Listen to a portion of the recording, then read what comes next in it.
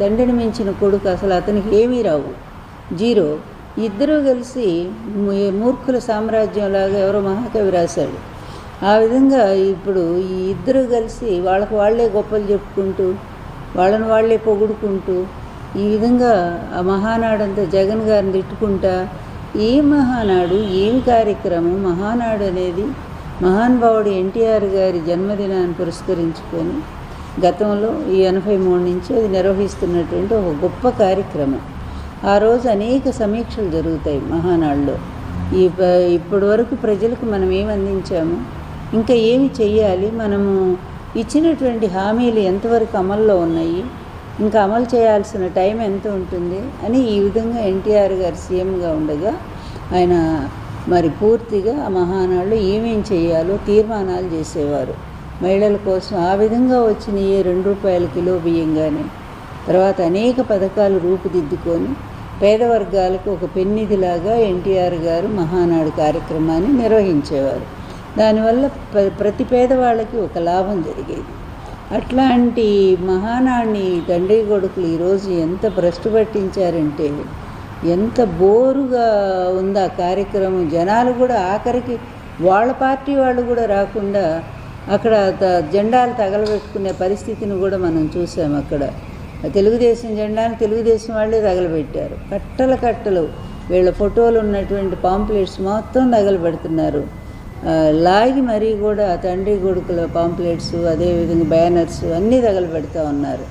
ఇది వీళ్ళ మహానాడు. ఏదో చేయబోయి అయ్యవారిని చేయబోతే కోతి అయ్యిందన్నట్టు సామెతగా ఈరోజు మహానాడు పేరుతో అభాస్ పాలయ్యారు. ఇక వీళ్ళ గొప్పలు ఎలా ఉన్నాయంటే అవి మామూలుగా లేవు. ఏంటి మా 6 సూత్రాల కాదు, అంతకుముందు మరి సూపర్ 6 ఏమో తండ్రి చెప్పాడు, ఈయనేమో అదే దాన్ని 6 ఫార్ములాన ఏదో పేరుతో లోకేష్ అనౌన్స్ చేస్తూ ఉన్నాడు.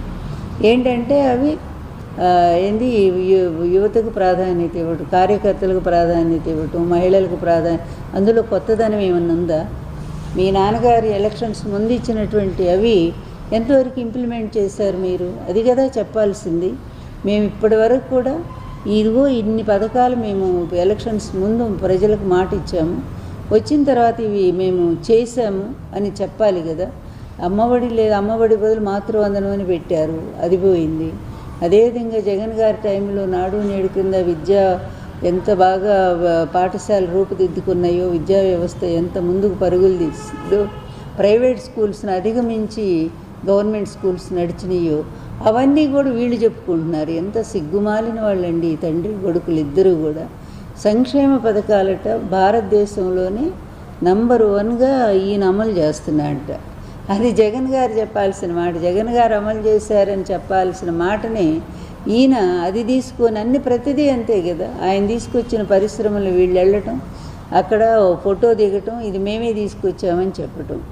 ఇంత అభాసు పాలైనటువంటి ప్రభుత్వము, ప్రజలకు ఇచ్చిన హామీలను అమలు చేయటంలో విఫలమైనటువంటి ప్రభుత్వం గతంలో ఎప్పుడూ చూడలేదని ప్రజలు ఎంత ఈసడించుకుంటున్నారంటే, ఇక అన్నిటినీ మించి ఏంటంటే వీళ్ళ పరాకాష్ట, హీన స్థితికి పరాకాష్ట చెప్పాలంటే, వీళ్ళ బలహీనతలకి మరి వీళ్ళ నీచత్వానికి పనికిమాలిన రాజకీయానికి ఒక పరాకాష్ట స్థితి ఏంటంటే ఎన్టీఆర్ ఆత్మ మాట్లాడుతుందని చెప్పి ఆర్టిఫిషియల్ ఇంటెలిజెన్స్తో ఒక కార్యక్రమాన్ని రూపొందించి అదేదో చాలా గొప్పగా ఈ తండ్రి కొడుకుల్ని పొగిడించుకోవటం.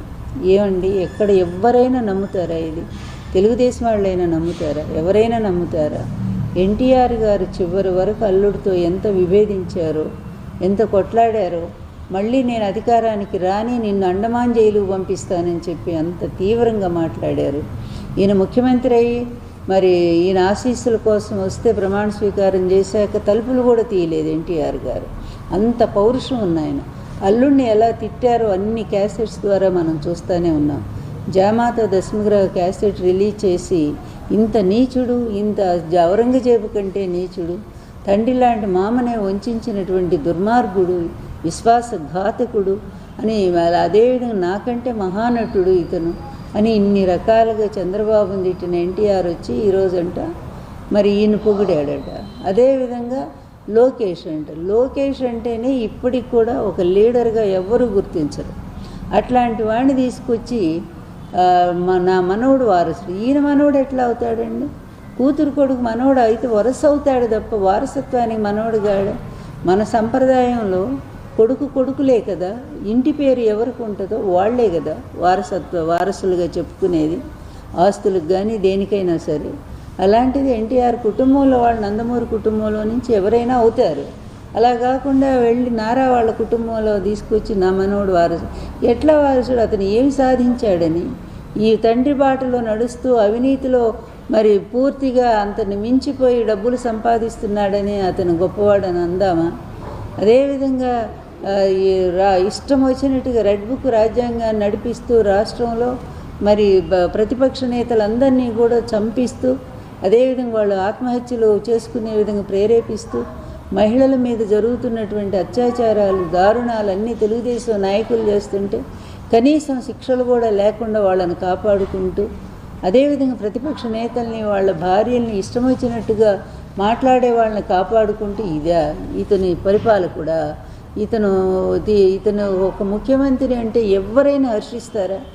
ఇట్లాంటి దగుల్బాజీ రాజకీయాలు చేసేటువంటి వాళ్ళు ప్రపంచ చరిత్రలో ఇంతవరకు చూడలే.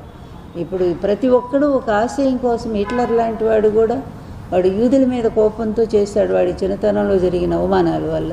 అతను ఒక ఆశయం పెట్టుకున్నాడు, అతను చేశాడు. కానీ వీళ్ళకి ఏదైనా ఒక ఆశయం అంటూ ఉందా? ఆశయం ఒక్కటే నాకు తెలిసి, తండ్రి కొడుకులు అవినీతిలో కోట్లు సంపాదించడం, అడ్డదారిలో వ్యవస్థల్ని మేనేజ్ చేయటం, వాళ్ళందరినీ వాళ్ళకు అనుకూలమైనటువంటి వాళ్ళని కోర్టులు తప్పుదారి పట్టించడం, అదేవిధంగా కేసులను తారుమారు చేయించటం, కోట్ల రూపాయలు పోసి పెద్ద పెద్ద లాయర్లను పెట్టి తిమ్మిని బమ్మిని చేయటం. ఈ విద్యల్లో మాత్రం తండ్రి కొడుకులు బాగా ఆరితేరారు. అలాగే రాష్ట్రాన్ని లూటీ చేస్తూనే ఉన్నారు. అందువల్ల మహానాడులో వీళ్ళు ఏమైనా చేసిన గొప్ప పని ఒక్కటైనా ఉంటే దాని గురించి చెప్పుంటే బాగుండేది. కడపలో మహానాడు పెట్టడమే గొప్పగా భావిస్తున్నారంటే ఒక 20,000 మంది పోలీసులు పెట్టుకొని చుట్టూరా కూడా అక్కడ జనమేమో రాలేదు, పోలీసులే ఎక్కువ కనిపిస్తూ ఉన్నారు. అలాంటి వీళ్ళు కడప ఇంటికి వెళ్ళి ప్రజల ఇళ్ళకి వెళ్ళి మేము మీ ఇంటికి వచ్చాము, అందువల్ల మా పరిపాలన ఎలా ఉందని ఈ తండ్రి కొడుకులకు అడిగే దమ్ముందా, ధైర్యం ఉందా? కడపే కాదు, రాష్ట్రంలో ఏ మూలకైనా సరే మీ ఇద్దరు వెళ్ళి మా పరిపాలన ఎలా ఉంది, మా పరిపాలన చూసి మాకు ఓటేయిగా వేస్తారా అని చెప్పి ఒక్కసారి జగన్ గారిలాగా అడగండి. పాంప్లెట్ ఇచ్చి జగన్ ఏమేమి అమలు చేశాము, ఇవి చెయ్యలేదో టిక్కు పెట్టి చెప్పండి అని చెప్పిన ధైర్యం మరి మీరు చేయగలరా? అన్నిటినీ కూడా సర్వనాశనం చేశారు. జగన్మోహన్ రెడ్డి గారు ఒక పద్ధతి ప్రకారంగా రాష్ట్రాన్ని అన్ని రంగాలను ముందుకు తీసుకెళ్తూ అటు అభివృద్ధిలో ఆంధ్రప్రదేశ్ నంబర్ 1 చేశారు. అదేవిధంగా మరి జిఎస్టీలో కూడా ఆంధ్రప్రదేశ్ నంబర్ 1 అయింది, పోలీస్ వ్యవస్థ నంబర్ 1, రైతు భరోసా నంబర్ 1, తర్వాత చేయూత నంబర్ 1, నాడు నేడు స్కూల్స్ నంబర్ 1, ఇలా చెప్పుకు అమ్మఒడి నంబర్ 1. ఈ విధంగా ఇతర దేశాల నుంచి కూడా వచ్చి ఈ పథకాలు ఎలా అమలు చేయగలుగుతున్నారని చెప్పి చూసి వెళ్ళారు. కరోనాలో కూడా హాస్పిటల్స్ అప్పటికప్పుడు ఏర్పాటు చేసి నిజంగా ప్రజలను ఆదుకున్న తీరు ప్రపంచమంతా హర్షించే విధంగా ఉంది. దేశం కూడా ప్రధాని మెచ్చుకున్నారు, అందరూ మెచ్చుకున్నారు. అట్లాంటి గొప్ప పరిపాలన, గొప్ప పాలకుడు, గొప్ప సంక్షేమము, వాటన్నిటిని తుంగలో దొక్కి ఈరోజు అమరావతి పేరుతో అడ్డగలుగా సంపాదిస్తూ మళ్ళీ కూడా ఈ విధంగా తండ్రి కొడుకులు తయారయ్యారు. ఈ రాష్ట్రానికి ఒక పీడలాగా చీడలాగా పట్టుకున్నారు వీళ్ళు. అందువల్ల వీళ్ళ గెలుపు కూడా మామూలు గెలుపు కాదు, అడ్డదారిలో గెలుపు అని ప్రజలందరూ చెప్పుకుంటూనే ఉన్నారు. అందువల్ల ఎప్పుడు ఈ పీడ తొలగిపోతుందా అనుకుంటున్నారు. అది మహానాడు కాదు, ఒక ప్రజలకి అది వెన్నుపోటు నాడు అని చెప్పుకోవాలి. ఎన్టీఆర్ని వెన్నుపోటు పొడిచి ఎట్లా పార్టీ లాక్కున్నారో అదేవిధంగా ఈరోజు కూడా మరి ప్రజలను వెన్నుపోటు పొడిచి హామీలు ఇస్తామని చెప్పి మాట ఇచ్చి ఈరోజు ప్రజలను వెన్నుపోటు పొడిచిన వెన్నుపోటు నాడుగా దాన్ని చెప్పుకోవాల్సి ఉంటుంది. ఎక్కడి మహానాడు, ఎక్కడి ఎన్టీఆర్, ఎక్కడి చంద్రబాబు, ఎక్కడి ఈ పీడనాడు చెప్పుకోవాలంటే ఇదొక మహానాడు కాదు, బోరు కొట్టించింది. వాళ్ళ పార్టీ వాళ్ళకే బోరు కొట్టింది. అందువల్ల అట్లాంటి ఈ కార్యక్రమం అట్టర్ ఫ్లాప్ అయింది. అది తండ్రి కొడుకులకు కూడా తెలుసో తెలియదు. వాళ్ళ మూర్ఖత్వంలో వాళ్ళు అలాగే ఉంటారు. వాళ్ళు గొప్పగా ఊహించుకుంటూ ఎవరైనా సరే ఒక పరిపాలనకు రావాలనుకున్నటువంటి వాళ్ళు ప్రజలను ఆకట్టుకోవాలి, ప్రజలకు మంచి చేసి దగ్గర అవ్వాలనుకోవాలి. ఈ విధంగా ప్రజల్ని ఊళ్ళకు ఊళ్ళు బెదిరించి దళితులందరిని ఊళ్ళలోంచి తరిమేస్తారు. ఆడపిల్లల్ని అన్యాయంగా చెరుస్తున్నటువంటి వాళ్ళకి అండగా ఉంటూ పవన్ కూడా అట్లా తోడయ్యాడు, వాళ్ళకి తోడయ్యాడు. ఈ ముగ్గురు కలిసి ఈరోజు రాష్ట్రాన్ని ఎంత సర్వనాశనం చేస్తున్నారంటే, సర్వనాశనం అయిపోయింది ఆల్రెడీ. ఎక్కడికో పోవాల్సినటువంటి ఆంధ్రప్రదేశ్ ఎంత పెద్ద పెద్ద పరిశ్రమలు వచ్చినాయో అవన్నీ ఇప్పుడు ఎక్కడున్నాయో కూడా అడ్రస్ లేకుండా కేవలం ఒక ఎవరో కోసం పెద్ద పెద్ద పారిశ్రామికవేత్తలను కూడా తరిమేసే పరిస్థితి ఈరోజు. ఆ బాంబే నటి ఎవరు, ఆమె కోసం అటువంటి జిందాల్ సంస్థనే తరిమేసినటువంటి ఘనత ఒక చంద్రబాబుకే దక్కుతుంది. నా దృష్టిలో ఈ చంద్రబాబు రాజకీయవేత్త కాదు. అలాగే లోకేష్ అంతకంటే చెప్పాలి అంటే అసలు అంత పనికి మాలినవాడు, పరమ పనికి మాలినవాడు. అట్లాంటి వాడిని ప్రజలు ఎవరు కాదు, పార్టీ కూడా ఊహించలేదు. వాళ్ళ అవకాశం కోసం, ఏదైనా పదవుల కోసం పొగడొచ్చేమో కానీ అతని ముందు. కానీ బయట అందరికీ తెలుసు, మేధావులు కానీ ప్రజలు కానీ ఎవరు యాక్సెప్ట్ చేయని వాళ్ళు ఎవరంటే ఈ తండ్రి కొడుకులే. వీళ్ళు ఎప్పుడు కూడా స్వతహాగా గెలవరు, అవకాశవాద రాజకీయాలతో ముందుకు వచ్చేటువంటి వాళ్ళు. అందువలన జగన్ తిట్టడానికి మహానాడే అవసరం లేదు. మహానాడులో ఎన్టీఆర్ ఆశయాలను చెప్పలేనటువంటి మీరు, ఎన్టీఆర్ ఆత్మని తీసుకొచ్చి ఆర్టిఫిషియల్ ఇంటెలిజెన్స్ ద్వారా మాట్లాడించే మీరు ఎంత దిగజారుడు రాజకీయాలు చేశారనేది స్పష్టంగా అర్థమవుతుంది. ఎన్టీఆర్ ఇంప్లిమెంట్ చేసిన ₹2 కిలో బియ్యం, ఎన్టీఆర్ ఇంప్లిమెంట్ చేసినటువంటి సంపూర్ణ మద్యపాన నిషేధం, ఆయన అదేవిధంగా రైతులకు హార్స్ పవర్ ₹50, ఎన్నో పథకాలు ఆయన అమలు చేసి మరి ఇప్పటికి కూడా మంచి పేరు ప్రజల్లో సంపాదించుకున్నారు. అట్లాంటి పథకం ఏ ఒక్కటన్నా చేయగలిగారా? ఇళ్ళు కూడా మద్యాన్ని పారిస్తూ కుటుంబాల సర్వనాశనానికి తోడ్పడుతున్నటువంటి మీరు ఎన్టీఆర్ పేరు ఎత్తే అర్హత ఉందా? ఆయన ఎంత క్షోభిస్తుందో ఆయన ఆత్మ. ఎన్టీఆర్ గారు నాకు కూడా చెప్పారు వచ్చి కల్లో, ఇదిగో వీళ్ళు ఈ విధంగా నా పేరు ఉపయోగించుకొని ప్రజలను తప్పుదారి పట్టిస్తూ ఉన్నారు. ఈ విధమైన ఇంత దుర్మార్గానికి పరాకాష్ట. నేను ఏనాడైనా ఈ చంద్రబాబుని నేను పొగిడానా? చంద్రబాబు లాంటి నీచుడు లేడని చెప్పాను కదా. అలాంటిది ఇతను ఈ విధంగా చెప్పి పైగా ఆయన కొడుకును కూడా పొగిడించుకోవటం అనేది నాకు పరమ అసహ్యంగా ఉంది. నా ఆత్మ క్షోభిస్తూ ఉందని ఎన్టీఆర్ గారు నాకు కూడా చెప్పారు. అదే నేను కూడా చెప్తా ఉన్నాను. అందువల్ల అది మహానాడు కాదు, ఒక పీడానాడు అని చెప్పుకోవాల్సిన అవసరం ఉంది.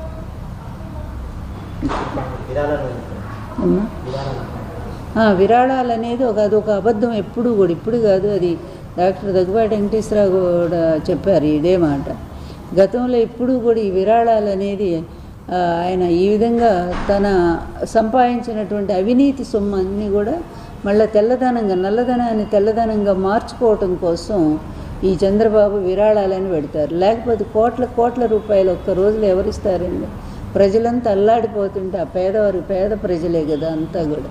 అలాంటి ప్రజలు నీకు కోట్ల రూపాయలు ఇవ్వగలరా? పోనీ ఒకళ్ళిద్దరు ఇచ్చినా ఏదో 5 కోట్లు 10 కోట్లు వస్తాయి తప్ప 100 కోట్లు ఎక్కడొస్తాయి? అది ఇప్పుడే కాదు, చంద్రబాబు నాయుడు మొదటి నుంచి అధికారంలో సంపాదించిన అవినీతి సొమ్మునంతా కూడా ఈ విధంగా మహానాడు పేరుతో, విరాళాలనే పేరుతో దాన్ని వైట్ మనీగా కన్వర్ట్ చేసుకుంటూ ఉంటాడు. ఇంతెందుకండి, అది స్కామ్లో, మన స్కిల్ స్కామ్లో దొరికినటువంటి డబ్బు పార్టీ ఫండ్ రూపంలో పార్టీ మెంబర్షిప్గా ఇచ్చినటువంటి డబ్బుగా చూపించినటువంటి అది కూడా బయటకు వచ్చింది కదా అట్లాగా.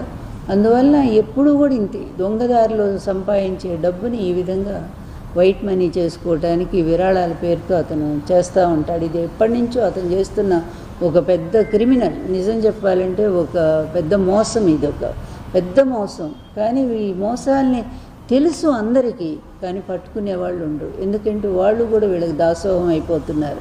సెంట్రల్ ఇంటెలిజెన్స్ లేదా, సెంట్రల్ క్రైమ్ బ్రాంచ్ లేవా? వీళ్ళందరికీ తెలియదా? అతని కేసులు ఎన్నున్నాయో తెలియదా? ఎందుకు రారు? ఈడీ ఎందుకు రాదు? ఎక్కడ ఏం జరుగుతుంది అనేది ఈరోజు ప్రజలందరి ముందు ఉన్నటువంటి సమస్య. అంతేకాదు, ఎన్టీఆర్ పేరుతో ఎన్టీఆర్ని చంపింది అతనే, ఎన్టీఆర్ గారు అధికారం లాక్కుంది అతనే, చెప్పులేసి అవమానం చేసింది అతనే. మళ్ళీ ఎన్టీఆర్ విజ్ఞాన్ ట్రస్ట్ అని ట్రస్ట్ పెట్టి దాని పేరుతో ఫారిన్ నుంచి అక్కడ విరాళాలని 1000 కోట్లు, అదంతా కూడా వాళ్ళు విరాళాలు ఎంత ఇచ్చారో నాకు తెలియదు, కానీ అంత అయితే ఇవ్వరు కదా. కానీ ఆ విధంగా కూడా ఇతను బ్లాక్ మనీని వైట్ చేసుకున్నాడు. అతి తెలివితేటలు, డబ్బు సంపాదించడంలో అతన్ని మించిన వాళ్ళు ఎవరు లేరు. నంబర్ 1 రిచెస్ట్ సీఎం అని చెప్పి మొన్ననే కదా చూసాం మనం. భారతదేశం అత్యంత ధనవంతుడైన ముఖ్యమంత్రి చంద్రబాబు నాయుడు అనేది. అందువలన ఎక్కడి నుంచి వచ్చింది 2 ఎకరాల పెద్ద మనిషికి ఇంత డబ్బు ఎక్కడి నుంచి వస్తూ ఉంది అంటే వాటికేం సమాధానం చెప్పరు, ఏమీ చెప్పరు.